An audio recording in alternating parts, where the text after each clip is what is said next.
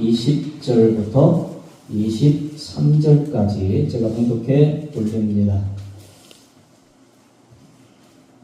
너희가 죄의 종이 되었을 때에는 의에 대하여 자유로웠느니라. 너희가 그때 무슨 열매를 얻었느냐. 이제는 너희가 그 일을 부끄러워하나니 이는 그 마지막이 사망임이라. 그러나 이제는 너희가 죄로부터 해방되고 하나님께 종이 되어 거룩함에 이르는 열매를 맺었으니 그 마지막은 영생이라. 죄의 싹은 사망이요 하나님의 은사는 그리스도 예수 우리 주 안에 있는 영생이니라. 이 말씀은 살아계신 하나님의 말씀입니다. 목사님 찬양대 찬양 올려드리겠습니다.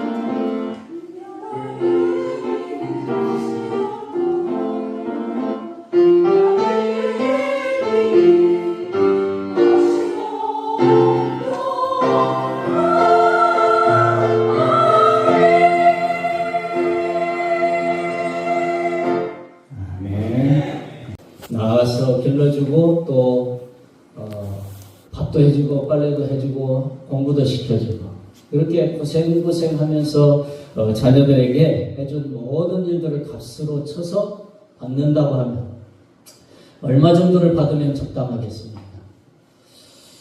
그런 생각 해보셨는지 모르겠어요. 한 10억 정도면 괜찮을까요?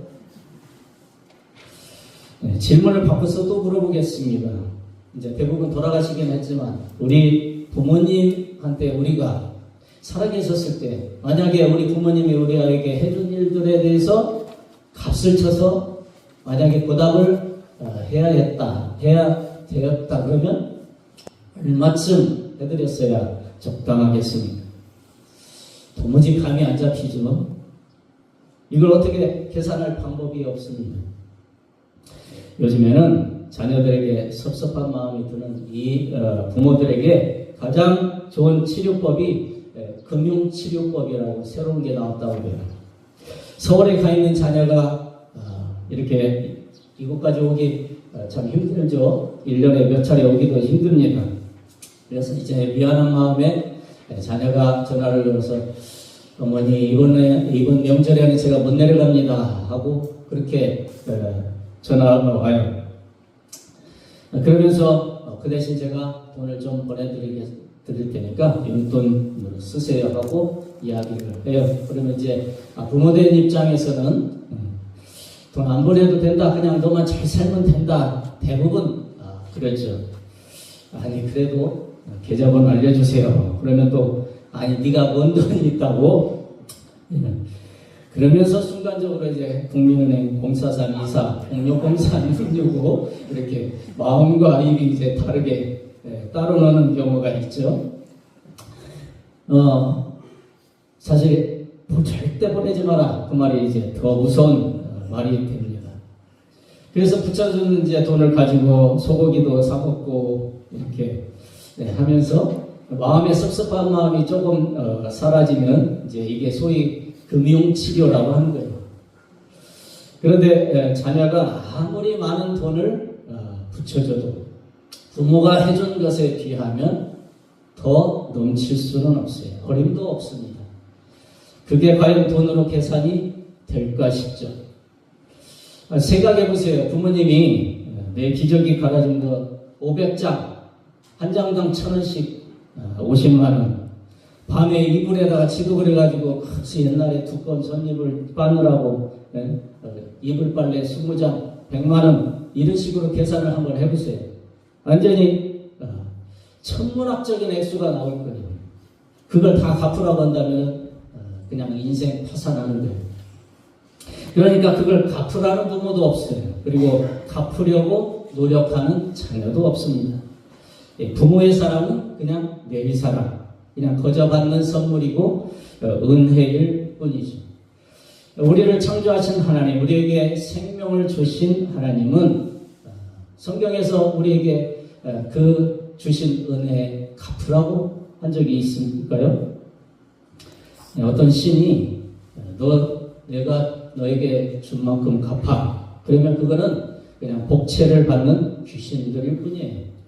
우리를 자녀 사는 하나님 아버지는 절대로 그렇게 말씀할 리가 없으시죠. 그러면 우리에게 이 영생과 천국을 주시겠다 하고 약속하신 우리 하나님이 왜 삭슬 바라지 않고 그렇게 선물을 우리에게 선물로 주시겠다 그렇게 하셨는가? 방금 설명이 한 가지가 됐죠. 그런데 오늘 본문 말씀에 또 몇 가지로 생각해 볼 수가 있습니다.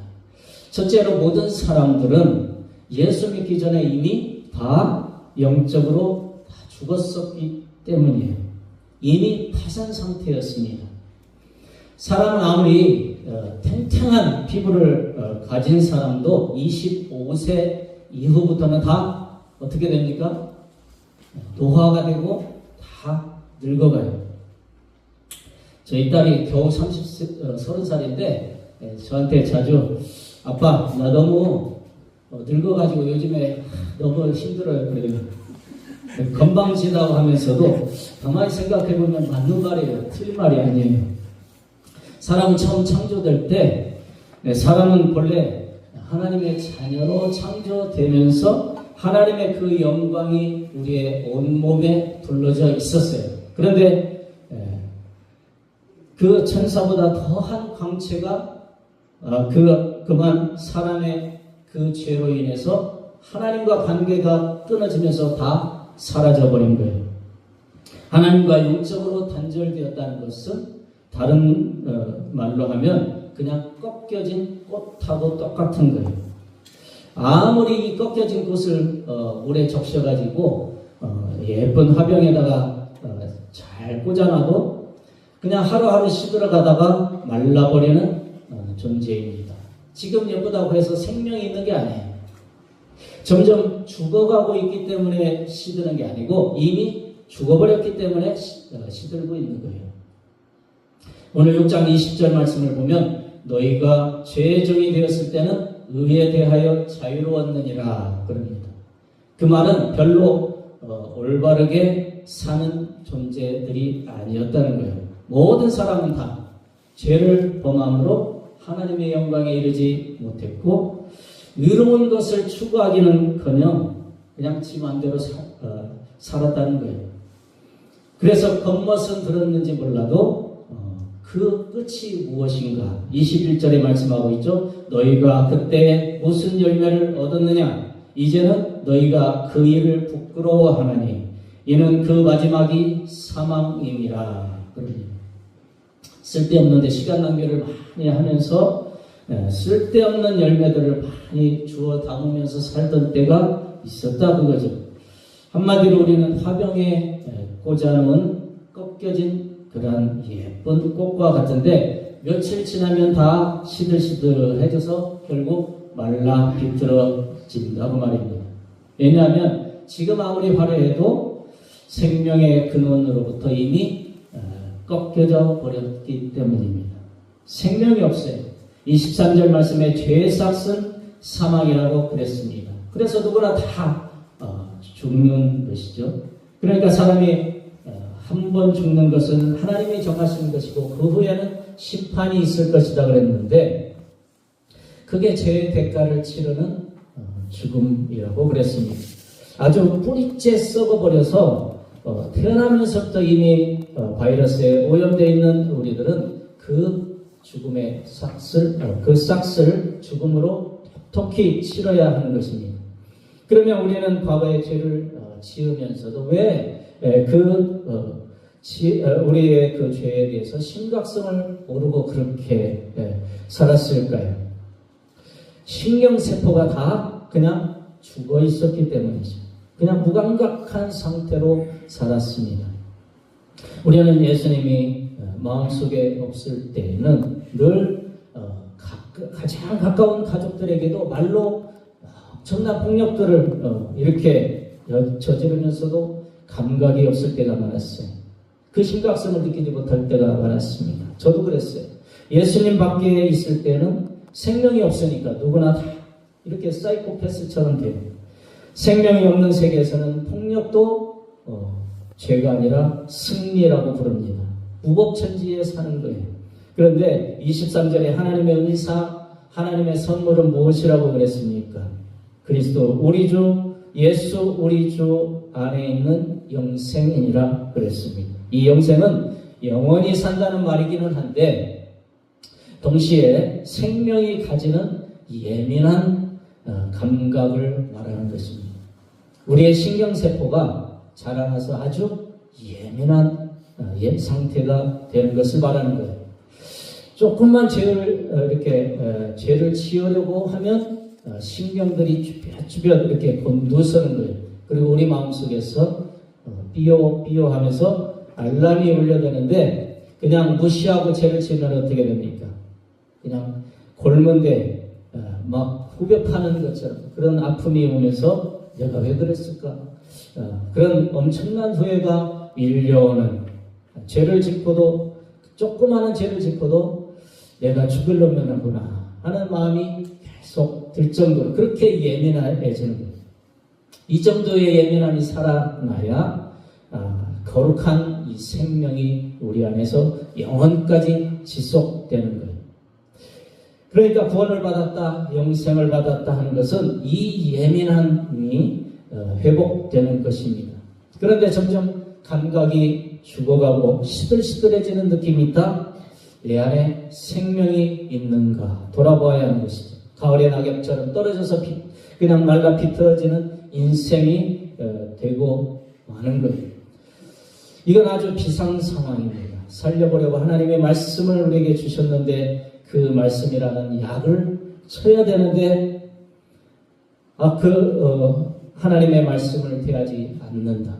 또 성령님을 보내셔서 심폐소생술을 해보는데도 그 예민한 감각이 신경세포들이 살아 돌아오지 않는다고 그러면 우리는 그냥 사망 선고를 받을 수밖에 없습니다.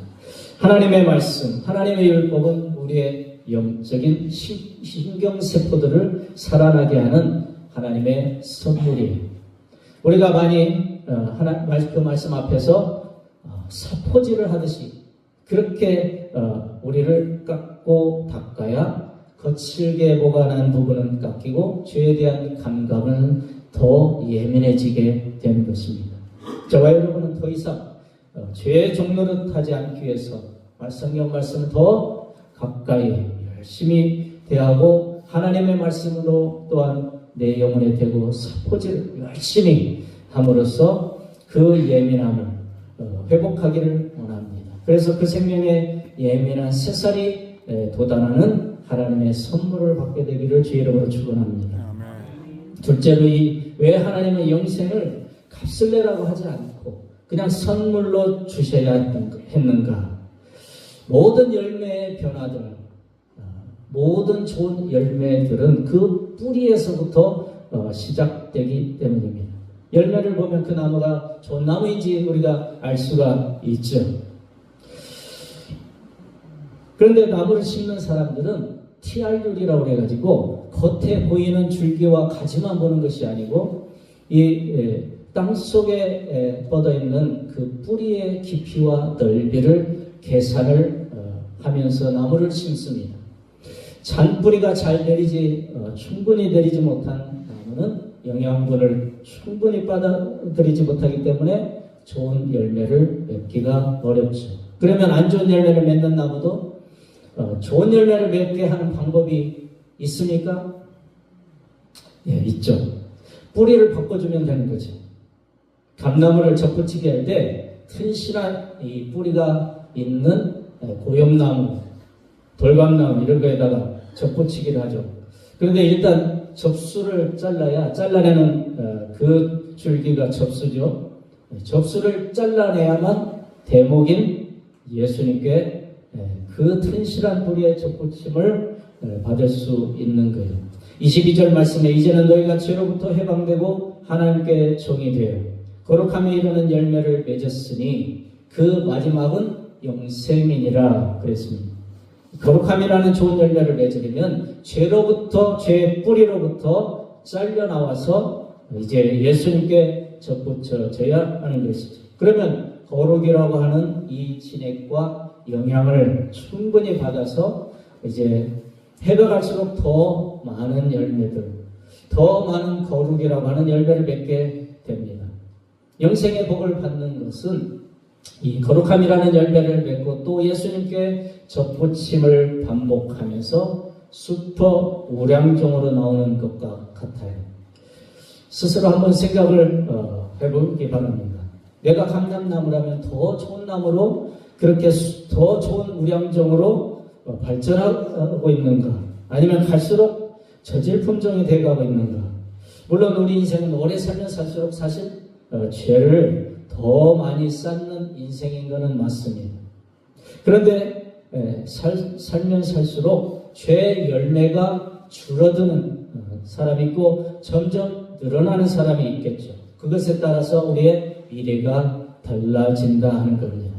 그래서 죄의 열매를 줄이는 확실한 방법을 우리 예수님이 가르쳐 주셨습니다. 그것이 뭔가 하면 회개라고 하는 것이에요. 회개가 우리의 일상이 되었을 때 회개라고 하는 약을 자주 쳐주어야만 우리의 생명이 그대로 유지가 되고 살아나고 더 좋은 열매를 맺게 되는 것입니다. 세례 요한이라고 하는 사람이 나타나서 죄를 회개하라 그러면서 이런 이야기를 했습니다. 누가복음 3장 8절에 회개에 합당한 열매를 맺고 속으로 아브라함이 우리 조상이라고 말하지 말라. 내가 너희에게 이르노니 하나님이 능히 이 돌들로도 아브라함의 자손이 되게 하시리라.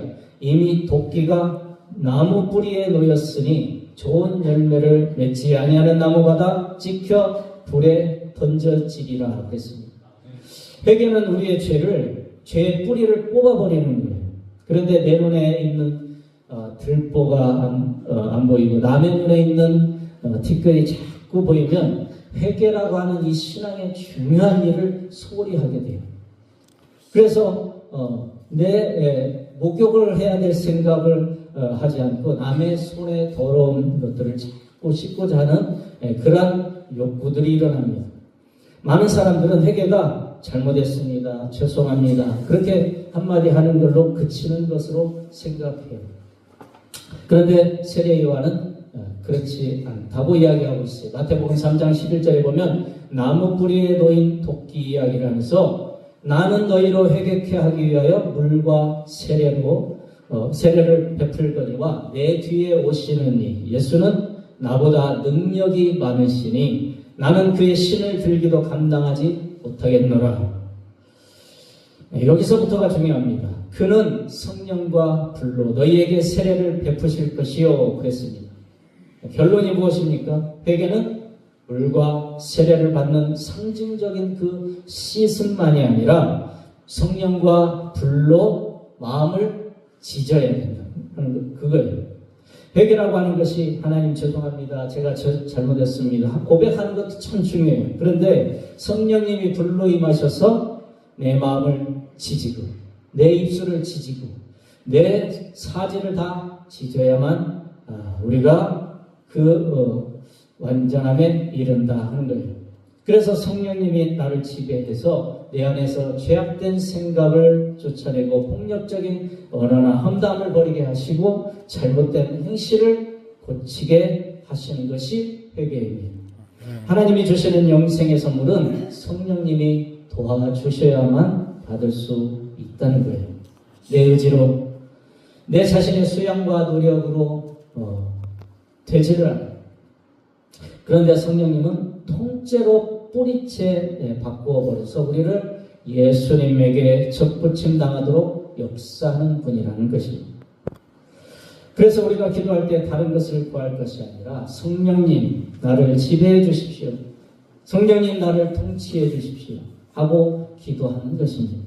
성령님이 불로 임하시면 안 될 것도 다 가능해져요. 저와 여러분은 영생을 선물로 받되 생각과 입술과 온몸이 뿌리채 변화되는 성령님의 능력을 입게 되기를 주의 이름으로 축원합니다. 마지막으로 하나님이 영생을 선물로 주시는 이유는 예수 그리스도 안에만 그 생명이 있기 때문입니다. 모든 종교들은 다 자기가 자기 길을 찾아가는 윤리, 도덕 그런 것들을 수양하는 것을 말하면서 자기 자신을 과대 포장을 해요. 과대망상증이에요. 자기가 할 수 있다고 자신합니다. 그러나 성경이 가르치는 신앙은 다른 사람보다 조금 더 도덕적인 사람으로 만드는데 목적이 있지 않아요. 그러니까 교회는 다른 어떤 집단보다도 더 도덕적인 그런 사람들이 모여있기는 하지만 동시에 하나님의 자비를 바라는 불쌍한 죄인들밖에는 없어요. 우리 예수님이 우리에게 주시려는 것은 영원한 생명입니다. 어차피 물에 빠져서 허우적거리다가 죽음을 맞이하는 것이 우리 모든 사람의 인생인데, 사람들이 좀 멋있게 보이려고 그냥 허우적거리면서도 나는 열심히 노력을 해서 마치 멋진 모습으로 수영을 막 합니다. 자유형도 하고 막 배영도 하고 막 멋있게 보이려고 해요. 그러나 다 소용이 없어요. 어차피 빠져 죽는 목숨이기 때문에 그래요. 생명을 얻는 것은 딱 한 길밖에 없다고 말씀이 가르칩니다. 죽으시고 부활하시고 그리고 사망을 이기신 예수님 안에 생명이 있다는 거예요. 제 손을 보세요. 제 손이 예수님이라고 하면 이 손 안에 있는 이 물컵이 생명의 물이에요. 생명이에요. 제가 예수님을 가지면 어떻게 됩니까? 예수님 안에 있는 생명이 내 안에 들어오는 것이죠. 이 예수님을 소유하지 못하면 어떻게 되죠? 내 안에 생명이 없게 되는 거죠. 그래서 요한일서 5장 11절에는 이런 말씀이 있습니다. 또 증거는 이것이니 하나님이 우리에게 영생을 주신 것과 이 생명이 그의 아들 안에 있는 그것이니라. 아들이 있는 자에게는 생명이 있고 하나님의 아들이 없는 자에게는 생명이 없느니라 그랬습니다. 우리 예수님은 30점짜리를 50점짜리로 인생으로 만들어 주려고 우리를 위해서 십자가를 지신 게 아니에요. 50점짜리보다 더 나은 80점짜리 만들어 보려고 그렇게 부활하신 것이 아닙니다. 부모에게 있어서 훌륭한 자녀는 도덕적인 자녀가 아니고 그냥 사랑을 주고 받는 자녀예요. 하나님께 사랑받는 우리들도 무얼 하지 않아도 늘 하나님은 그냥 내 새끼 하면서 우리를 사랑해 주시는 거예요. 종교들이 이야기하는 것처럼 이거 해라 저거 해라 해서 되는 것이 아닙니다. 자녀는 늘 그냥 100점짜리예요. 우리는 하나님의 맏아들이신 예수님을 영접함으로 하나님의 자녀가 되는 권세를 받음으로 그냥 100점짜리 자녀가 되었습니다. 그래서 돈으로 살 수 없는 영원한 생명을 선물로 받은 거예요. 이것은 예수님이 흘리신 보혈의 엄청난 대가이므로 돈으로 살 수가 없습니다. 사람은 부모가 섭섭할 때 어떻게 할 수 있다고요? 금융치료 해드릴 수는 있겠죠. 그러나 하나님과 관계가 틀어진 것은 어떤 것으로도 해결이 안 돼요. 우리는 갚을 수 없는 하나님의 은혜, 보답할 수 없는 그 은혜를 입고 살아가는 것입니다. 하나님이 너 받은 은혜 갚아라, 꼭 갚아라 하는 말씀이 성경에 없습니다. 어차피 우리가 감당할 수 없는 은혜이기 때문입니다. 영원한 생명은 아버지가 주시는 선물입니다. 감사와 찬양과 영광을 돌려드리는 것 밖에는 우리가 할 수 있는 것이 없습니다. 보답할 수 없는 그 은혜를 깨닫고 그저 예배하며 감사하며 영원까지 아버지 사랑을 누리는 저와 여러분이 되시기를 주의 이름으로 축원합니다. 기도하시겠습니다. 살아계셔서 우리 삶에 역사하시는 하나님, 우리의 삶을 뿌리째 변화시키시고 예수 그리스도께 전부쳐져서 생명의 진액을 누리게 하시니 감사합니다. 우리에게 주신 영생의 복을 누리되 늘 감사와 찬양이 넘치는 삶을 살게 하여 주옵소서. 우리 아버지 되신 하나님이 무엇을 갚으라 하시지 않으시지만 우리는 아버지 사랑을 증거하는 증인의 삶을 살게 하여 주시고 믿음으로 이 땅에서 저 천국의 소망을 가지고 살게 하여 주옵소서. 우리의 생각과 입술과 몸을 성령님께 의탁합니다. 늘 아버지를 걱정시켜드리는 삶에서 이제는 뿌리째 변화되어서 영생하기 위해 회개에 합당한 삶을 사는 우리 모두가 되도록 도와주옵소서. 감사드리며 예수 그리스도의 이름으로 기도하옵나이다. 아멘. 찬송가 403. 내 영혼이 종이 복숭아게 진 벗고 보니 슬픔 많은 이 세상도 천국으로 거하도다. 할렐루야 찬양하세. 내 모든 죄 사함받고 주 예수와 동행하니 그 어디나 하늘나라. 주의 얼굴 뵙기 전에 멀리 보던 하늘나라 내 맘속에 이루어지니 날로 날로 가깝도다. 할렐루야 찬양하세. 내 모든 죄 사함받고 주 예수와 동행하니 그 어디나 하늘나라. 온 산이 진들이 초막이나 궁궐이나 대주 예수 오신 곳이 그 어디나 하늘나라. 할렐루야 찬양하세. 내 모든 죄 사함받고 주 예수와 그 허위나 하늘나라. 기도하시겠습니다. 지금은 우리 주 예수 그리스도의 은혜와 하나님 아버지의 크신 사랑과 성령님의 감동 감화 역사하심이 예수 그리스도 안에 있는 생명을 이 땅에서와 영원까지 누리기 원하는 우리 영국교회 모든 성도들과 그 자손들에게까지 지금으로부터 영원토록 함께 하시기를 축원하옵나이다. 아멘.